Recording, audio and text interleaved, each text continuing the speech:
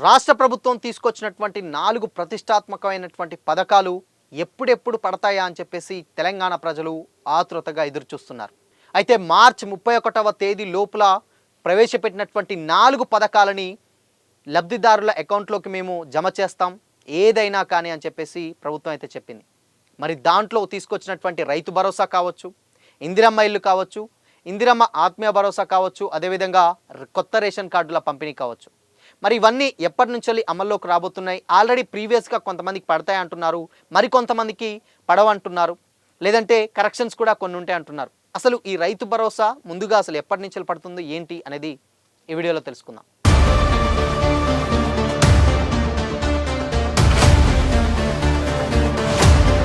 నమస్తే, welcome to Disha TV. రీసెంట్గా తెలంగాణ రాష్ట్ర ప్రభుత్వం కాంగ్రెస్ పార్టీ అధికారంలోకి వచ్చిన తర్వాత 4 పథకాలని మేజర్గా ఉన్నటువంటి పథకాలని రెట్టింపు చేస్తామని అయితే చెప్పుకొచ్చింది. అవే మొదటిది రైతు భరోసా, రెండోది ఇందిరమ్మ ఇల్లు, మూడోది ఇందిరమ్మ ఆత్మీయ భరోసా, అదేవిధంగా నాలుగోది కొత్త రేషన్ కార్డుల పంపిణీ. అయితే ముందుగా ఈ పథకాలని జనవరి 20వ తారీఖు నుంచి కూడా అంటే రిపబ్లిక్ డే సందర్భంగా ఈ పథకాలను అన్నిటికీ అమలు చేస్తామని అయితే చెప్పుకొచ్చింది. అయితే దీంట్లో భాగంగానే రాష్ట్ర ముఖ్యమంత్రి రేవంత్ రెడ్డి గారు కొడంగల్ నియోజకవర్గం నుంచి 4 పథకాలను అయితే ప్రారంభించడం జరిగింది.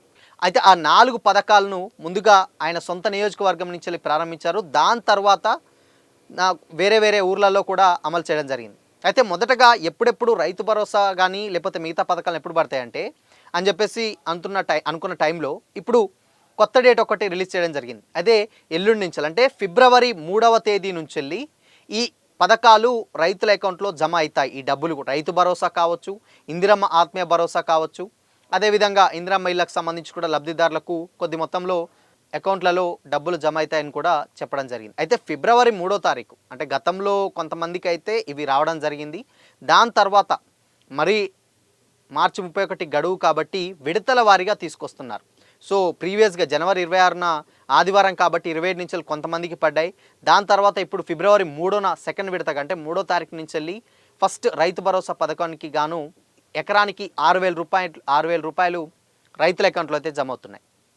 ఇకపోతే ఇందిరమ్మ ఇల్లు కూడా చాలా వరకు ఉన్నటువంటి లబ్ధిదారులు ఎవరైతే ఉన్నారో అందులో కొంతమంది అనర్హులు ఉన్నారు, కొంతమంది అర్హులు ఉన్నారు, లిస్టులో పేర్లు ఉన్న వాళ్ళు. అయితే దీన్ని కూడా ఈ ప్రక్రియను ఏం చేశారంటే మూడు కేటగిరీగా డిజైన్ చేయబడింది. అదే L1, L2, L3. కొంతమంది అనర్హులు ఎవరైతే ఉన్నారో వాళ్ళు కూడా ఆ లిస్టులలో ఉన్నారు. కాబట్టి L1 కేటగిరీస్కి వచ్చేసి సొంత స్థలం ఉండి ఇల్లు లేని వారు L1 కేటగిరీలోకి వస్తారు. అదే L2కి వచ్చేసరికి అటు సొంత స్థలం లేకుండా ఇల్లు లేకుండా ఉన్న వాళ్ళు L2 కేటగిరీకి వస్తారు. ఇక L3 కేటగిరీకి వచ్చేసి అద్దె ఇంట్లో ఉండేవాళ్ళు, రేకులు ఇల్లు వాళ్ళు, లేదంటే పెంకుటిల్లు వాళ్ళు, ఈ 3 ఎవరైతే ఉన్నారో ఈ 3 కేటగిరీలు L3కి వస్తాయి. అయితే ఈ ఇందిరమ్మ ఇల్లు కూడా మొదటగా L1 కేటగిరీకి వస్తున్నాయి అన్నట్లు కూడా సమాచారం అందింది అనమాట. L1 కేటగిరీ అంటే సొంత భూమి ఉండి ఇల్లు లేని వారికి. ఈ కేటగిరీలో ఫస్ట్ 3,500 చొప్పున నియోజకవర్గానికి ఒక సంవత్సరానికి గాను ఈ ఇల్లులు ప్రవేశపెట్టనున్నారు. అయితే దీంట్లో అనర్హులు కూడా ఉన్నారు.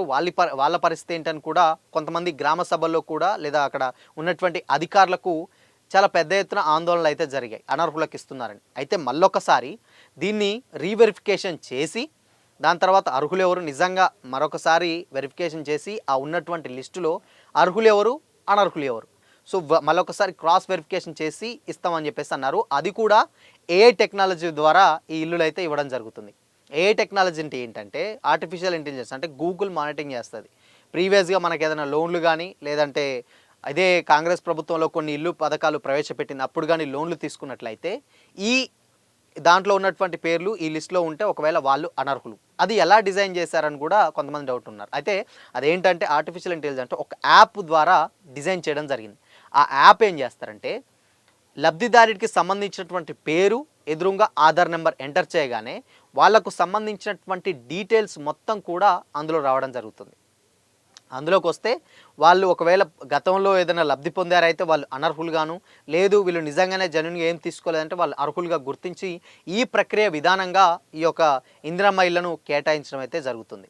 ఇకపోతే ఇందిరమ్మ ఆత్మీయ భరోసా గురించి. ఇందిరమ్మ ఆత్మీయ భరోసా ఏంటంటే గత సంవత్సరంలో అంటే గ్రామాలలో ఉపాధి హామీ పనులు చేసే వాళ్ళు ఉంటారు. వాళ్ళు కనీసంగా అంటే తక్కువలో తక్కువ ఒక 20 రోజుల పాటు ఆ గ్రామీణ ప్రాంతాలలో ఉపాధి హామీ పనులు చేసుండాలి. సో వాళ్ళకు మాత్రమే ఈ పథకం అయితే వర్తిస్తుందనమాట. కేవలం ఒక 20 రోజులు కంటే తక్కువ చేస్తే మాత్రం ఆ పథకం వర్తించదు. అది కూడా 20 రోజుల కంటే ఎక్కువగా చేస్తే ఆ పథకం వర్తిస్తుంది. అది కూడా రైతు కూలీలకు పెట్టుబడిగా 12,000 రూపాయలనైతే అకౌంట్లో జమ చేయడం జరుగుతుంది. అండ్ ఇంకోటి కొత్త రేషన్ కార్డుల పంపిణీ. ఇక కొత్త రేషన్ కార్డుల పంపిణీ కూడా దాదాపు కొన్ని లక్షల వరకు కూడా రేషన్ కార్డు అప్లికేషన్దారులు అయితే అప్లై చేసుకోవడం జరిగింది. మరి ఇప్పుడు వీళ్ళందరూ అప్లై చేసుకున్నారు కదా, దాంట్లో చాలామంది కంటే ఒక ఊరికి ఫర్ ఎగ్జాంపుల్ ఒక 300 అప్లికేషన్స్ ఇస్తే ఒక 40 మాత్రమే అందులోకి ఫైనలైజ్ అయ్యి ఒక 40 మందికే ఫైనలైజ్ చేశారు అని అన్నారు. అయితే ఆ 40 మందికి చేసిన తర్వాత ఒకవేళ నిజంగా వాళ్ళు అర్హులై ఉంటే దానికి సంబంధించినట్టు కొన్ని కాలమ్స్ కూడా ఇచ్చారు. కొత్త రేషన్ కార్డులు కావాలంటే ఒక ఫాము, అదేవిధంగా ఉన్నటువంటి పేర్లని ఇప్పుడు భార్యాభర్తలకు పుట్టినటువంటి పిల్లల్ని చేర్చాలంటే ఇంకో కాలం, 2 కాలములుగా విభజించి ఒకళ్ళ చేర్చుకోవాలంటే ఒక ఫామ్లో, లేదంటే కొత్తగానే అప్లై చేసుకోవాలంటే ఇంకొక ఫామ్లో అప్లై చేసి ఈ విధానాన్ని అయితే ప్రవేశపెట్టారు. అది కూడా ఒకవేళ నిజంగా వీళ్ళు అర్హులు అని ఉంటే మాత్రం వాళ్ళకి కంపల్సరీ వస్తుందని కూడా చెప్పారు.